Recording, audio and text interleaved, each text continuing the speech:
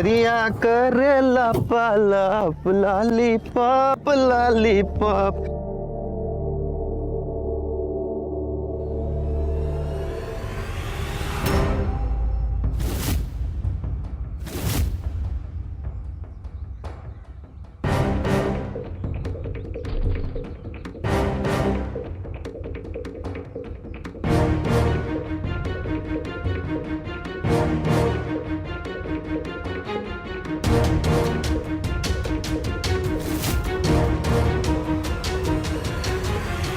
बेहद रहस्यमय परिस्थितियों में एक हाईवे के पास एक व्यक्ति की लाश बरामद हुई। क्या यह हाईवे रॉबरी यानी राजनी की घटना थी, या फिर कोई एक्सीडेंट हुआ था, या फिर यह व्यक्ति किसी की साजिश का शिकार हुआ था? कौन था यह शख्स, क्या थी इसकी कहानी, आइए देखते हैं।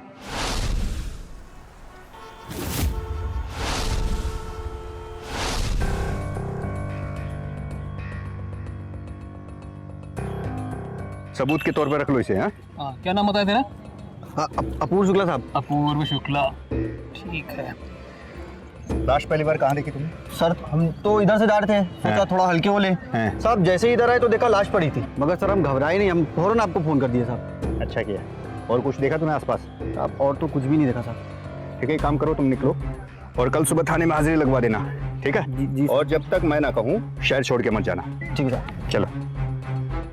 दुबे जी। जी सर। 2 गिलास भी मिले, इसका मतलब ये अकेला नहीं था। जी सर। जरूर कोई जान पहचान वाला इसके साथ था। हो सकता है सर। आसपास चेक करो और लाश को भिजवाने का अरेंजमेंट करो। ठीक है सर। ठीक है? ठीक है।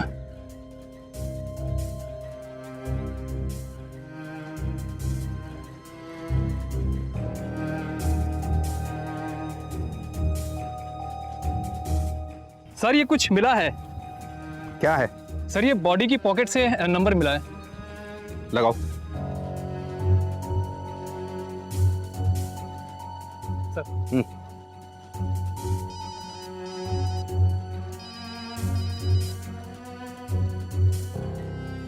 हेलो।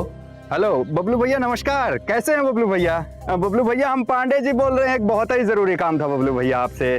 कौन बबलू? अरे बबलू भैया एक काम कर देते तो, बहुत दिनों से अटका हुआ बबलू भैया, आप समझ रहे हैं ना? अरे कौन बबलू? गलत नंबर डायल करे हो भैया, हम गणेश बोल रहे हैं। गणेश? तो बबुआ गणेश, हम इंस्पेक्टर पांडे बोल रहे हैं, केसरबाग थाना लखनऊ से। यहाँ एक लाश मिली है। लाश? किसकी लाश? ये तो तुम बताओगे, और उसकी जेब से तुम्हारा नंबर मिला है, सोचा तुम्हें पता होगा इसलिए कॉल कर लिया। हमका नहीं मालूम, हाँ हमको कुछ नहीं पता। देखो बबुआ, ज्यादा होशियारी मत करो, चुपचाप थाने चले आओ। अभी? पर अभी तो हम इलाहाबाद में हैं। इलाहाबाद में हो तो ठीक है, कल सुबह आ जाना, इसमें क्या है, पर आ जाना जरूर, तुम्हारी जरूरत पड़ेगी। ठीक है? जी पहुंच जाएंगे हम।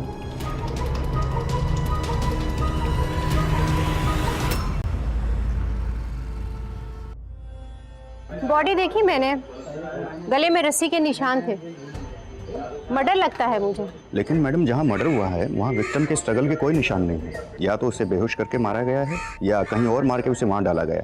टाइम क्या है डेथ का? तकरीबन 9:30 बजे मैडम। मुझे तो ये प्लान मर्डर लगता है। ये गणेश का कुछ पता चला? मैडम आज आने वाला तो मैं पता करता हूँ।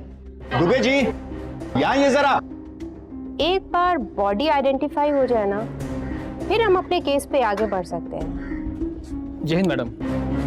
दुबे जी वो गणेश का क्या हुआ? सर सुबह से फोन कर रहे हैं तो सर उठा ही नहीं रहा है। अभी लास्ट टाइम किया तो फोन स्विच ऑफ बता रहा है। मैडम हो ना हो, मुझे इस मर्डर में गणेश का ही हाथ नजर आ रहा है। दुबे जी आप एक काम करिए, आप एक गणेश के नंबर को ट्रेस कीजिए, ठीक है, और पता कीजिए कि उसकी लास्ट लोकेशन क्या थी। जी। तिवारी जी। जी मैडम। आप एक विक्टिम की फोटो अपने आसपास के सारे थानों में भेज दीजिए। जी मैडम। हो सकता है शायद किसी ने उसके गुमशुदा होने की रिपोर्ट दर्ज की हो। जी।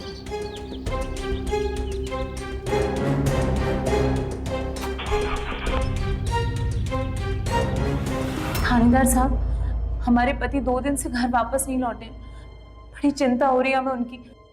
आप कौन है? जी मैं राकेश।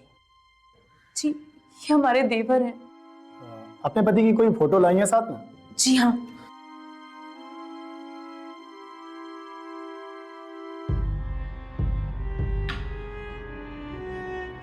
कहाँ रहती हैं आप? जी पुलिया घाट के आगे हुसैनाबाद है, वहीं। आप एक काम कीजिए, अपनी रिपोर्ट कैसरबाग थाने में लिखा दीजिए, सारा केस वहीं से हैंडल होगा। वैसे क्या नाम बताया अपने पति का?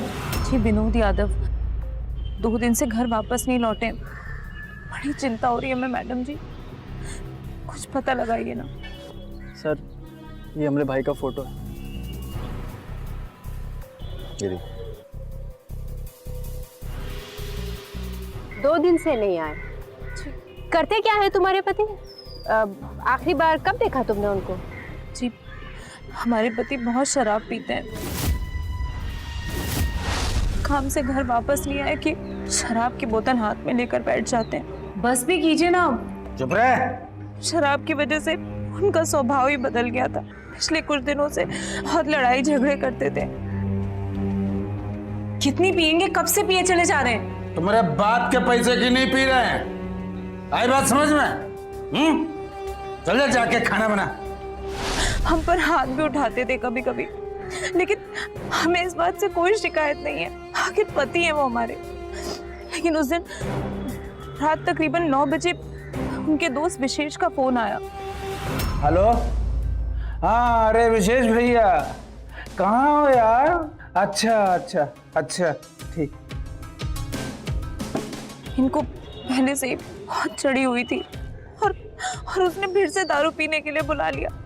ठीक से सीधे चला भी नहीं जा रहा था उनसे, फिर भी कुछ नहीं सुनी, चले गए। अब इस वक्त कहाँ जा रहे हैं? चुप। सुनिए तो सही। और घर से जाने के बाद हमने देखा उनका फोन घर पर ही छूट गया था, भूल गए थे वो फोन अपना। पूरी रात वो घर वापस नहीं आए।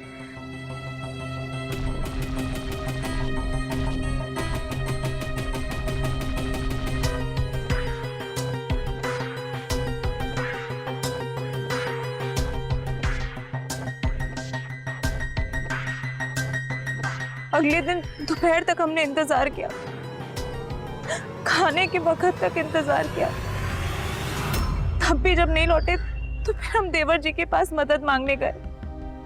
फिर हम दोनों लोग मिलकर विशेष जी के घर पहुंचे। वहां गए तो देखा ताला लगा था और पता चला कि वो सत्यनारायण की पूजा के लिए अपने गांव गए हुए हैं।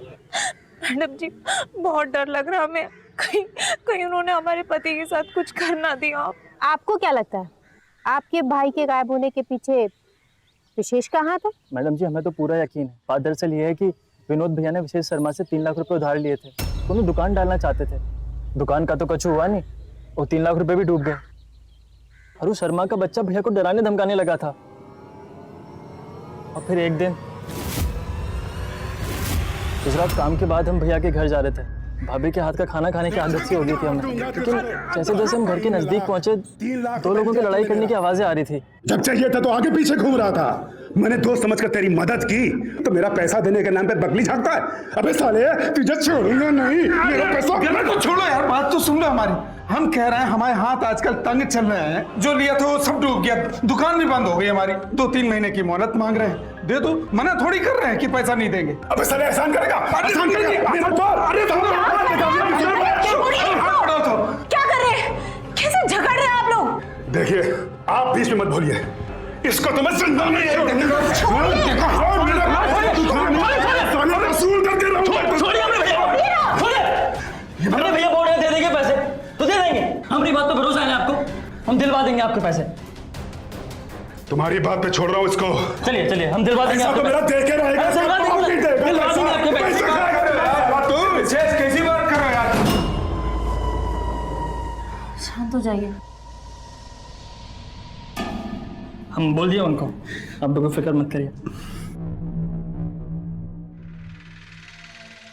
हम काफी डर गए थे मैडम जी। हम भैया को बोले भी थे पुलिस कंप्लेन करने के लिए, पर वो मुकर गए। भाभी का भी नहीं सुने, बोले वो खुद ही देख लेंगे। अच्छा तो बात ऐसी है। एक्चुअली हाईवे पे हमें एक लाश मिली है। शायद उनकी शक्ल आपके पति से मिलती है।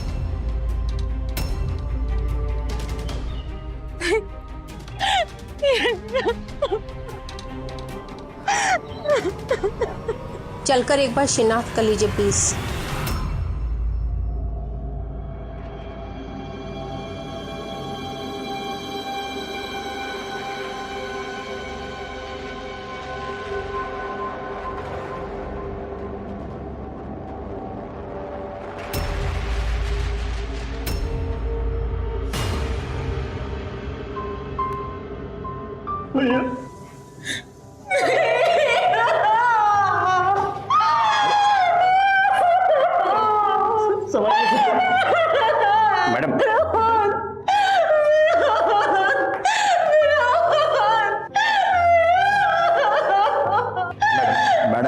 आप धीरज रखिए, संभालिए अपने आप को। मैडम संभालिए अपने आप को, संभालिए, धीरज रखिए, संभालिए अपने आप को। ये जरूर उस विशेष ने किया है। कर लीजिए। मैडम आप शांत हो जाइए, वो जहां भी होगा उसे ढूंढ निकालेंगे, बस आप शांत हो जाइए।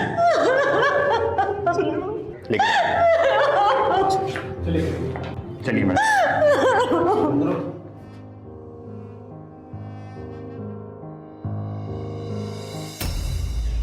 मैडम जी मुझे तो सीधा सा केस नजर आ रहा है। जब विशेष का पैसा विनोद नहीं दे पाया तो विशेष ने विनोद का मर्डर कर दिया, बस। तिवारी जी इतनी जल्दी कंक्लूजन पे मत पहुंचिए। जब तक पूरी छानबीन नहीं हो जाती कुछ भी कहना बेकार है। शक के दायरे से कोई बाहर नहीं। राकेश और रूपा भी मैडम? देखिए एक्चुअली उस रात में हुआ क्या है वो तो सिर्फ हमें विशेष शर्मा ही बता सकता है ना। जाइए पता करिए कि उसका गांव कहाँ है, रहता कहाँ है वो। मैडम हमने पता किया था, बस्ती में किराने की दुकान है विशेष की। अरे तो कर क्या रहे हैं आप? जाइए उसे पकड़ के लेके आइए। और वो गणेश का कुछ पता चला? मैडम खोजबीन चल रही है बस। मैडम जल्दी रूपे जी जल्दी करिए, डू इट फास्ट। चलिए।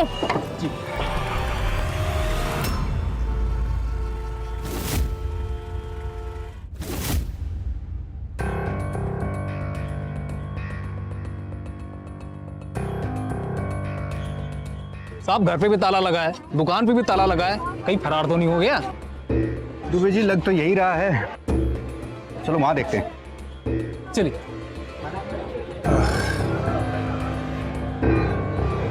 अरे सुनो, तुम यहीं रहते हो? जी हाँ बताइए। ये जो दुकान है विशेष शर्मा की, जानते हो उसे? नहीं साहब हम नहीं जानते। अरे विशेष भैया छुट्टे पैसे तो लेते जाओ।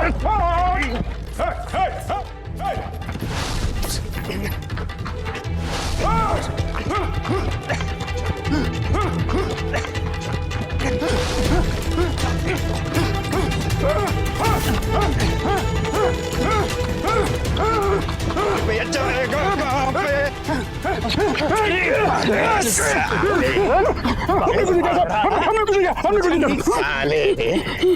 हमसे रेस लगाएगा? हमने कुछ नहीं किया साहब, हमने कसम खा दी, हमने कुछ नहीं किया साहब। आपका डंडे पड़ेंगे ना, सब उगल दो। बोल। हमसे बहुत बड़ी गलती हो गया है साहब, लेकिन कसम खाते हैं साहब आज के बाद से कभी भी मिलावटी घी का धंधा नहीं करेंगे। और तेल भी साहब पूरा नाप तोल कर बेचेंगे साहब, कसम से बोलते हैं साहब। अब हमको जाने दीजिए साहब यहाँ से। तेल घी ये बोल क्या रहे हो तुम? क्या बकवास कर रहा है ये? मतलब आप लोग हमको मिलावटी घी के लिए नहीं पकड़े? हमको लगा कि हम मिलावटी घी का धंधा करते हैं तो किसी ने हमारे खिलाफ कंप्लेन कर दिया साहब। लेकिन आप लोग हमको पकड़े क्यों है साहब? विनोद यादव को जानते हो? विनोद? हाँ जानते हैं साहब, वो हमारा बहुत अच्छा मित्र है। अरे दोस्त तो उसे मारा करे। क्या विनोद यादव मर गया? अरे कब और कैसे? अबे नाटक मत। अरे साहब हमने नहीं मारा साहब, हम नहीं मारेंगे किसी को। अरे हमारा बहुत अच्छा दोस्त था साहब वो। तिवारी मैडम बहुत बड़ा झूठा है ये। 3 लाख रुपए लिए थे उसने तुमसे। 3 लाख रुपये साहब? तुमको दे नहीं पाया, तुमने उसको मार डाला। साहब मैं बहुत छोटा व्यापारी हूँ साहब, मिलावट करके 2 पैसे कमाता हूँ साहब। मैं किसी को 3 लाख रुपए दूंगा साहब? बहुत बड़ी रकम है साहब। मैं तो खुद ही कर्जे में हूँ साहब, मैंने नहीं दिया साहब। सच्ची बोल रहे साहब। रूपा झूठ बोल रही थी क्या? रूपा? ये सब रूपा भाभी बताई हैं आपको? साहब बिल्कुल झूठ बोली हैं वो, बिल्कुल झूठ बोली है। अरे विनोद यादव के गांव के हैं हम। विनोद भाई हमको पहली बार शहर लेकर आए थे, उन्होंने ही पहली नौकरी लगवाई थी हमारी। और तो साहब हमारी दुकान खुलवाने में उन्होंने हमारी बहुत मदद की थी साहब। इतने नेक आदमी को कैसे कोई मार सकता है साहब? राकेश ने तुम्हें विनोद को धमकाते नहीं देखा था? उसका क्या? राकेश कौन है साहब? हम नहीं जानते किसी राकेश। राकेश कौन है? राकेश कौन है? अब देख नहीं रहे राकेश कौन है? राकेश विनोद का छोटा भाई है, रूपा का देवर। साहब विनोद का कोई छोटा भाई नहीं है। विनोद मेरा बहुत अच्छा दोस्त था साहब। ये राकेश कोई नहीं है, मैं कसम से खाके बोलता हूँ साहब। हो सकता है साहब वो गणेश हो साहब।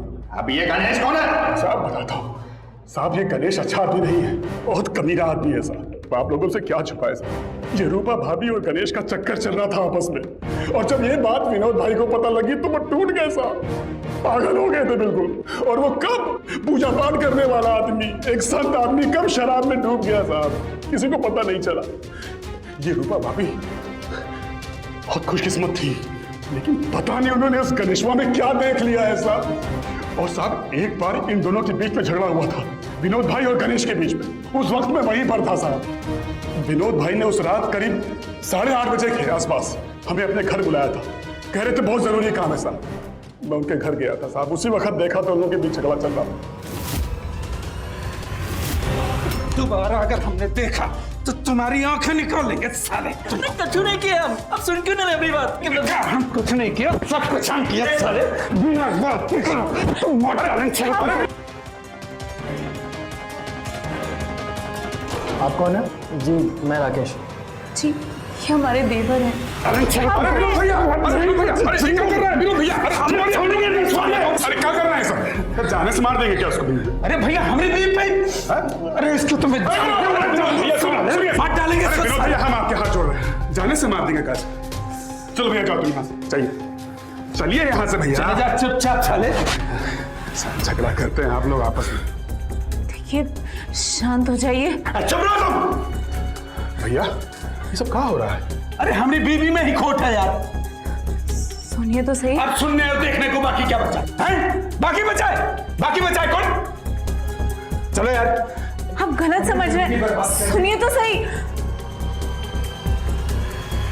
पहली बार तो हमें विश्वास नहीं हुआ जब विनोद भैया ने दारू पीने की बात की साहब, लेकिन इत्तेफाक से उसी रात हमें गांव जाना था, सो हम गांव चले गए उनको बाहर में छोड़ के। ये विनोद भैया की मौत के जिम्मेदार उनकी बीवी रूपा भाभी और वो कमीना गणेश है साहब। आप हमारी बात पर 100% भरोसा कर सकते हैं साहब। आप उसको छोड़िएगा नहीं साहब, उसको छोड़िएगा नहीं।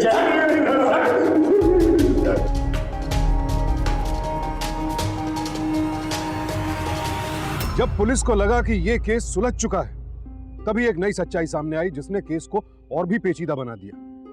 अब इस तस्वीर के दो पहलू सामने थे।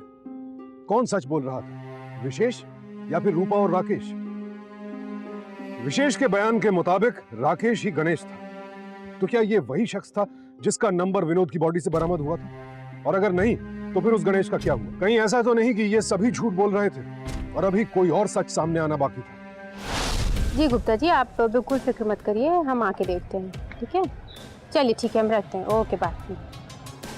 जी तिवारी जी। मैडम मैंने पता किया था कि गणेश के नंबर का लोकेशन विक्टिम की बॉडी के आसपास का ही है। वो हाईवे पे ढाबा है शायद वहाँ का। और दूसरी बात, ये नंबर किसी सतीश झा के नाम से रजिस्टर्ड है। हमें सतीश झा कौन है? कुछ नहीं है मैडम, फेक आईडी है। एड्रेस पता प्रूफ सब फेक है, लेकिन पते की बात यह है कि आईडी के ऊपर राकेश का ही फोटो है। ओके, इसका मतलब विशेष सच बोल रहा था? जी मैडम।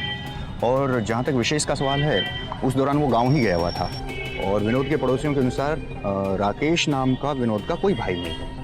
माने राकेश ही गणेश है? जी madam. Dubey ji very good job. जाइए जाके फटाफट उन दोनों को पकड़िए। देखा तिवारी जी? जी मैडम।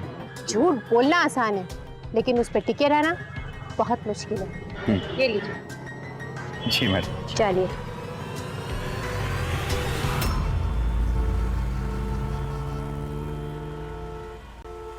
अरे पैकिंग तो ठीक है, लेकिन जाना कहाँ है? दुबे जी घर तो यही है। चलिए सर। देखो हम यहाँ ज्यादा दिन नहीं रुक सकते, हमें बहुत डर लग रहा है। पुलिस!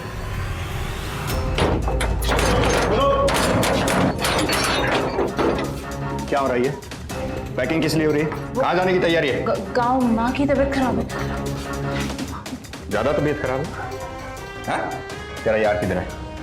कौन यार? किधर है? कौन यार? गणेश। हम किसी गणेश को नहीं जानते। कोई नहीं है सर। इसे ले चलो, वो भी आ जाएगा। चलो। हमने कुछ नहीं। चलना। चलिए।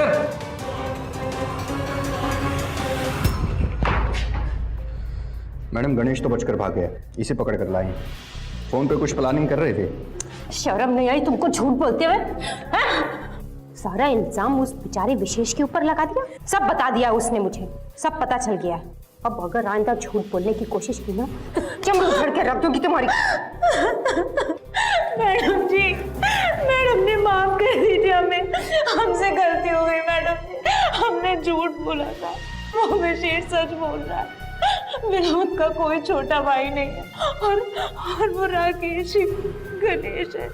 लेकिन मैडम जी, हमने ये सब कुछ दबाव में आके किया था।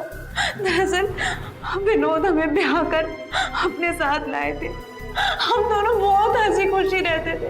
तब से एक गणेश बहुत बड़ा गुंडा है हमारे मोहल्ले का, बहुत बुरी नजर थी हम पर उसकी।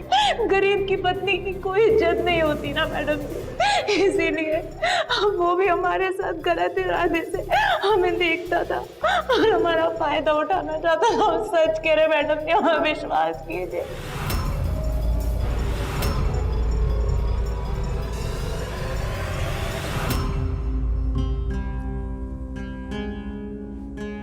हाय हाय,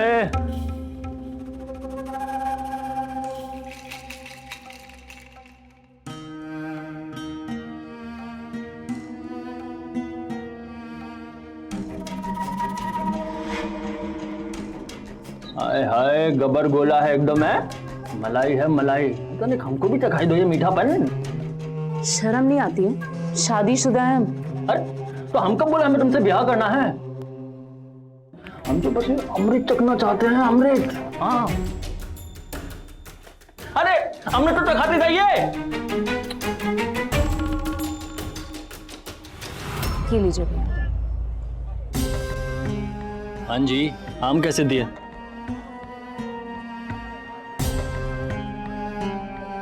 अरे आपसे पूछ रहे हैं भैया, आम कैसे दिए?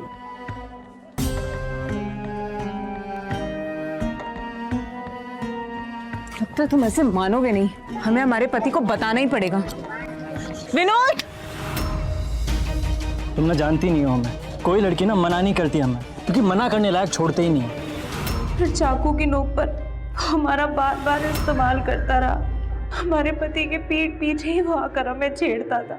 हम कुछ नहीं कर पाते थे। हमने कई बार सोचा कि हम विनोद को इस बारे में बताएं, लेकिन उसके चाकू की कहानियां सुनी थी, इसलिए हमारी हिम्मत ही नहीं हुई। एक दिन हमारे पति को पता चल ही गया और उस रात तकरीबन 9 बजे। अरे खाओ, शुरू करो। वो दरअसल कुछ कहना था आपसे। वो अबे ये क्या खाना खा रहे हैं? ये क्या कर रहे हो गणेश? कर क्या रहा है ये? देखो विनोद बबुआ, एक बात ना अपने दिमाग में गांठ बांध कर रख लो, तुम्हारी बीवी है ना, बहुत पसंद है हमको, और अब ना हम चोरी चप्पे कोई खेल नहीं खेलना चाहते हैं। तो एक काम करो, इज्जत से अपनी बीवी हमें सौंप दो, भगवान कसम माला माल कर देंगे तुम्हें। और जब मन भर जाएगा ना तो वापस ले जाना। तेरी ये हिम्मत कि तू हमसे ऐसे बात? साला प्यार से बात कर रहे हैं तो ताकत दिखा रहे हैं हमें। हाँ साले बवाल करेंगे ना तुम्हारा, तुम और तुम्हारी बीवी को ना सारे बाजार में बेइज्जत कर देंगे और तक ना उखाड़ नहीं पाओगे तुम। तो मन करेगा ना तभी चाकू निकाल के ना घुसेड़ देंगे तुम्हारे अंदर, लेकिन अभी हम तुम्हें मारना नहीं चाहते। साला ऐसे इतराओगे ना तो जान से मार देंगे तुम्हें। ये बात ना लिख लो, अपने भेजे में बिठा लो, और तुम उठा के ले जाएंगे तुमको, देखना तुम।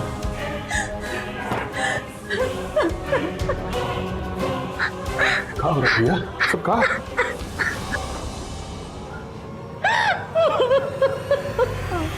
लेकिन मैडम, विशेष तो कुछ और बोल रहा था। फिर ये सारा किया धरा गणेश का था। उसी ने हमारे पति विनोद को मारा है मैडम जी। वो पीता भी था और उसने हमें भी जान से मारने की धमकी दी थी। इसी डर से हम उसकी हाँ में हाँ मिलाते गए और उससे कुछ कहने की हिम्मत न कर पाए। उसने विशेष को फंसाया और विनोद का गला घोटकर उसी ने मार डाला। हमें रोता रोता देखकर उसने हमसे ब्याह रचाने का वादा किया और हम उसकी झूठी बातों में आ गए। मैडम जी हमें बचा लीजिए, मैडम जी दरिंदे से बचा लीजिए। देखो धीरज रखो, तुम हमारे पास सेफ हो। वो तुम्हारा बाल भी बांका नहीं कर पाएगा, लेकिन उसे पकड़ने के लिए तुमको हमारी मदद करनी पड़ेगी। मैडम जी आप जो बोलेंगे हम वो करेंगे, बस हमें उससे बचा लीजिए। ठीक है, हमारे पास एक प्लान है। फोन लगाओ गणेश को, फोन का इसका? जी मैडम। गणेश को? हाँ, चलो फोन लगाओ, स्पीकर ऑन करना।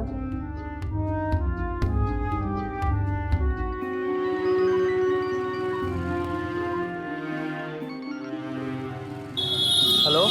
हेलो गणेश, कैसे हो? हम ठीक हैं, तुम? हम ठीक हैं, और पुलिस ने हमारी बातों पर विश्वास भी कर लिया। प्लान के मुताबिक विशेष पर सारा इल्जाम आ गया है। अच्छा, तो फिर अब? हम तुमसे मिलना चाहते एक बार। कहाँ?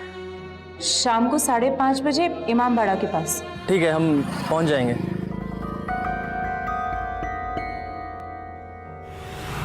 मैडम जी, आपने जो बोला, जैसा बोला हमने कर दिया। हमें जाने दीजिए वापस, हम इस पचड़े में और नहीं पड़ना चाहते। हमें हमारे गांव वापस जाने दीजिए मैडम जी। तुम ही वो मछली हो जिसके कारण हम उसे पकड़ पाएंगे।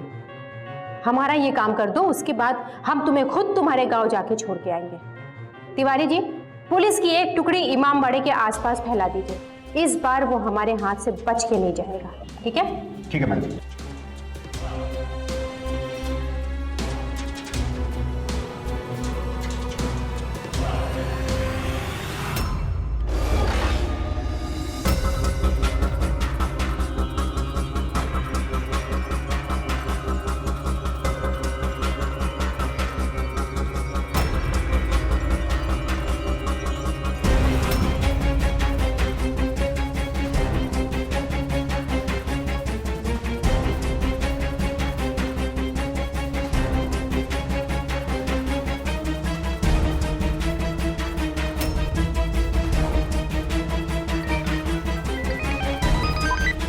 हेलो।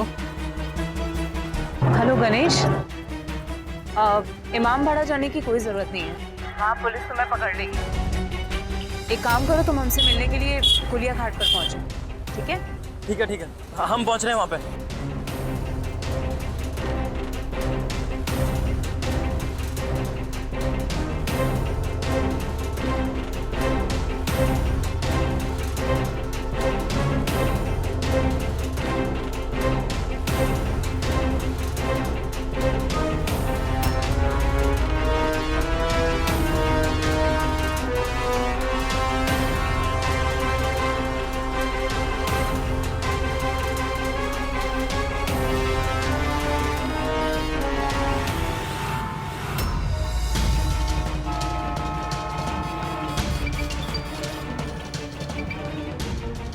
हेलो मैडम, तिवारी बोल रहा हूँ। हम उसका पीछा कर रहे हैं, वो यहाँ से निकल गया मैडम। शायद मैडम रूपा की जान खतरे में है।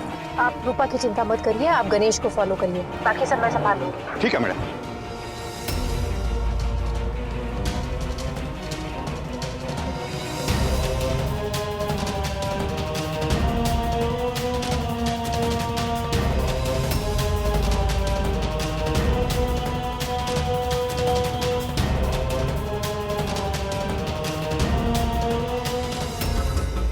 रूम में दरवाजे पे गाड़ी लाओ, फटाफट जल्दी करो।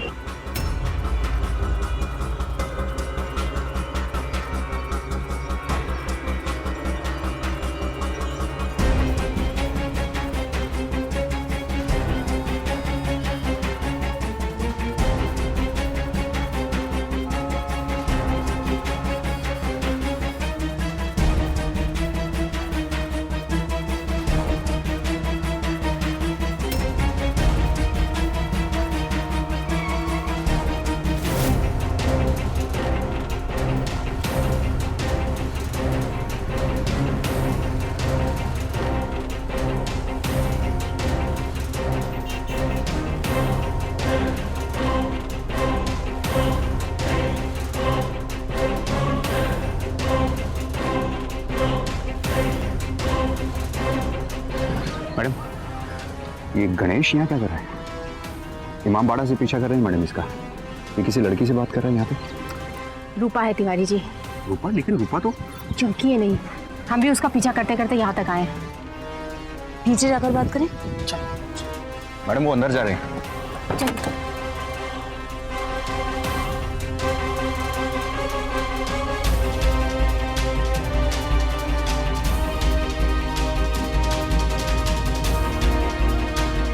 चलो तो सही। क्या बात करनी है तुमको? अरे चलो तो सही, बताते हैं। बताओ। बहुत जरूरी बात करनी थी हमें तुमसे।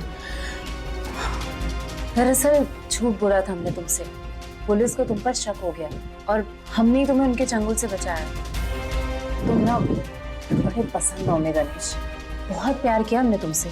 तुम्हारे साथ जो भी वक्त बिताया ना, हम कभी नहीं भूल पाएंगे। पर अब कुछ हो नहीं सकता। क्या है कि पुलिस को तुम पर शक हो गया है और पुलिस तुम्हारा पीछा जरूर करेगी और कभी ना कभी तो तुम पकड़ ही जाओगे। और हमने देखा है कि तुम ना बड़े डरपोक से हो, तो पुलिस थोड़ा सा डराएगी धमकाएगी तो तुम सब कुछ सच सच बोल दोगे। तो क्या है कि हम रिस्क नहीं लेना चाहते हैं। मतलब क्या मतलब है इस बात का? मतलब ये है, अब तुम्हें मरना होगा। तुम पगला गई होगा। हम तुम्हारी इतनी मदद की और तुम हमें मारना चाहती हो। अब कोई उपाय नहीं है ना हमारे पास, और हमारी खातिर तो तुम्हें मरना ही पड़ेगा।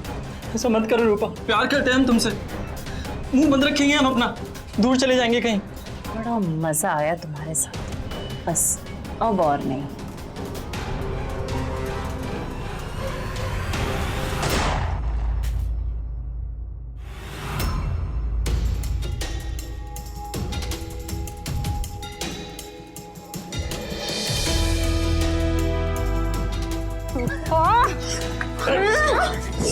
क्या बात है तिवारी जी, क्या मेकओवर है तुम्हारा? खुद मारती हो, ऊपर से इल्जाम तुमसे। तमीज मिला इसका। चल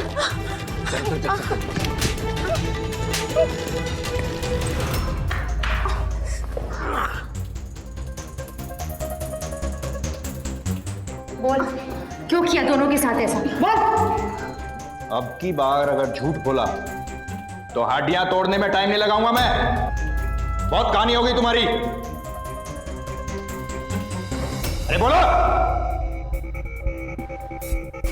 विनोद और हमारी शादी हमारे मामा ने जबरदस्ती कराई थी। 10 साल बड़ा था वो हमसे उम्र में, अच्छा कमा लेता था, प्यार भी बहुत करता था हमसे, लेकिन हमें उससे जरा भी प्यार नहीं था। ब्याह करके हमें यहाँ हुसैनाबाद लेकर आ गया था। फिर हुसैनाबाद में जब हम रहने आए तो हमारे घर के सामने ये गणेश रहता था। हमें अच्छा लगा, धीरे धीरे हमारी दोस्ती हो गई। और फिर अगर तुम गणेश से प्यार करती थी तो छोड़ देती विनोद को। तुम्हें परेशानी क्या थी?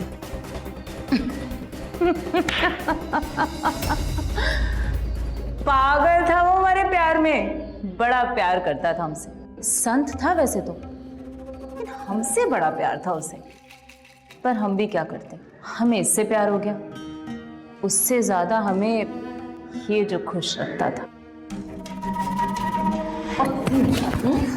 तुझे शर्म नहीं है एक शादीशुदा औरत के साथ संबंध बनाते हुए? बदतमीज। ये बोलना। हम तो उससे दूर ही रहते थे मैडम जी, पर यही हमें देख के इशारे करती थी, कभी अपना पल्लू गिराती थी। और हम क्या करते मैडम, हम भी मर्द फंस गए। लेकिन इसकी भूख कभी खत्म ही नहीं होती थी अपनी पति के पीठ के पीछे।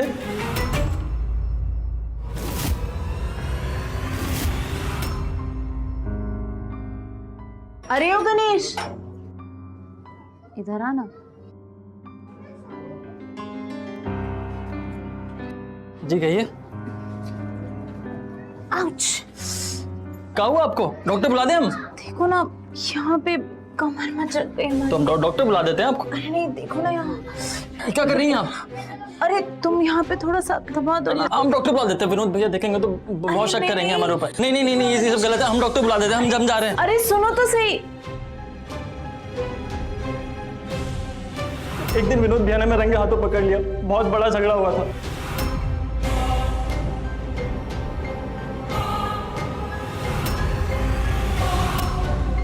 साले तुम्हारी इतनी हिम्मत कि हमरे भी पे लाइन मारोगे? अरे टुकड़े टुकड़े कट डालेंगे। अरे विनोद भैया, अरे क्या करना है सर? जाने से मार देंगे क्या उसको? अरे भैया हमरे भी पे, अरे इसको तुम्हें मार डालेंगे। विनोद भैया, हम आपके हाथ जोड़ रहे हैं। चलो भैया जाओ, तुम चलिए यहाँ से भैया। चले जा चुपचाप साले।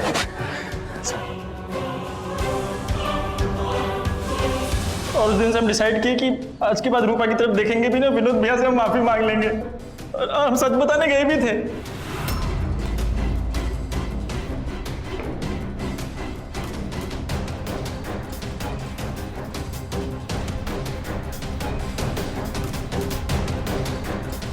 यहाँ क्या करने आए अबे? अबे कितना बेइज्जत करोगे हमको? चले जाओ साले, चले जाओ, नहीं तो अच्छा नहीं होगा। भाग यहाँ से। विनोद भैया एक बार बात तो सुन लीजिए हमारा। बे साले चांदनी बोल के कुछ ठीक है जा रहे हैं हम। जब गुस्सा शांत हो जाए ना तो ये नंबर है हमारा, बात कर लीजिएगा। भाग यहाँ से।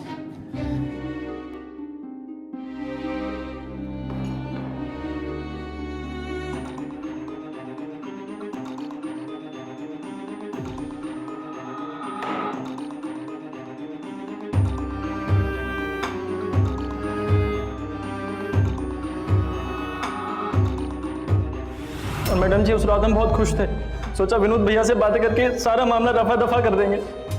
और उसी रात रूपा का फोन आया।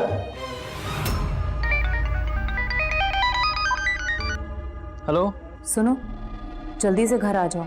भूल जाओ तो मैं ना शक्ल भी नहीं दिखाएंगे हम अपनी।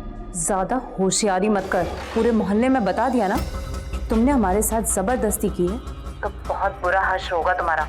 इसलिए बेहतर होगा कि चुपचाप सीधे से घर आ जाओ।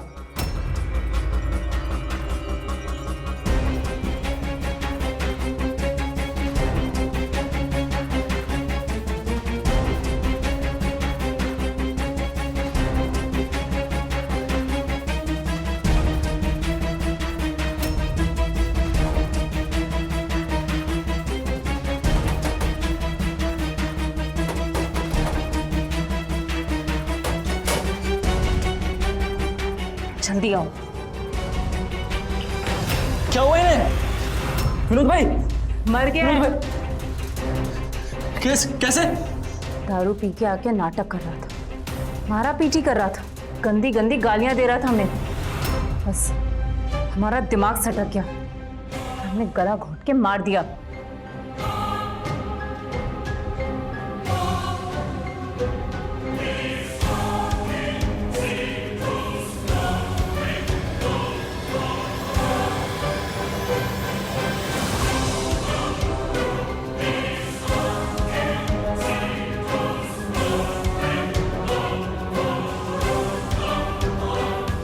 पागल हो गई रूपा, तुम्हें पता तुमने क्या किया है? गणेश, इतना परेशान होने की जरूरत नहीं है, पर इसके लिए रोने की जरूरत है क्या? और वैसे भी ये कांटा ना कब से चुभ रहा था मैं, तो बस निकाल कर फेंक दिया। अब तुम्हें इसकी लाश को ठिकाने लगाने में हमारी मदद करनी होगी।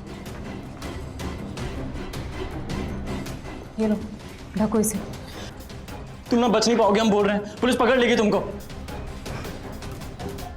उसका इलाज भी हमने ढूंढ लिया है, तुम बस देखते जाओ।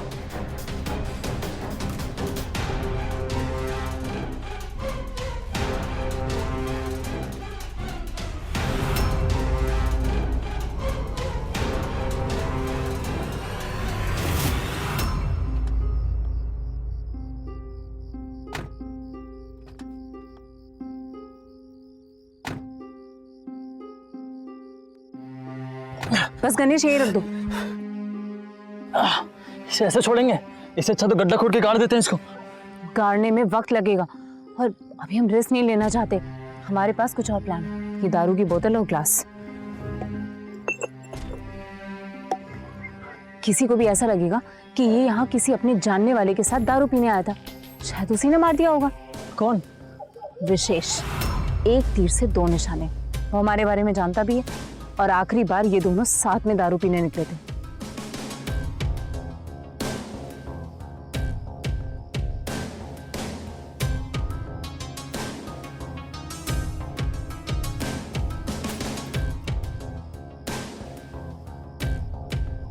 चलो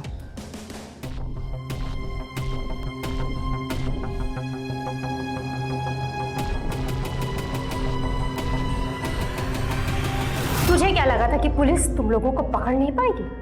एक कागज के टुकड़े ने तुम दोनों को लाके मेरे सामने खड़ा कर दिया, वो भी इस गधे की वजह से। तुम्हें शर्म नहीं आई बिल्कुल भी? हाँ? अगर तू विनोद को प्यार नहीं करती थी, छोड़ देती, भाग जाती उसके पास से। छोड़ता मैं? पागल था वो हमारे पीछे, ढूंढ के ले आता मैं कहीं से भी। रूपा, वो तुमसे प्यार करता था, तुम्हें मार नहीं डालता। और तुम मानो तुमने विनोद का कत्ल नहीं किया, लेकिन इसके अपराध में तुम बराबर का साथ था, इसलिए सजा तुमको भी मिलेगी। रूपा, तुम्हें देख के ना मुझे बहुत डिस्कस्टिंग फील होता है। एक बात मेरी हमेशा याद रखना, अपराध कभी भी छुपता नहीं है। लेके जाओ इसे। चल रहे हैं ना?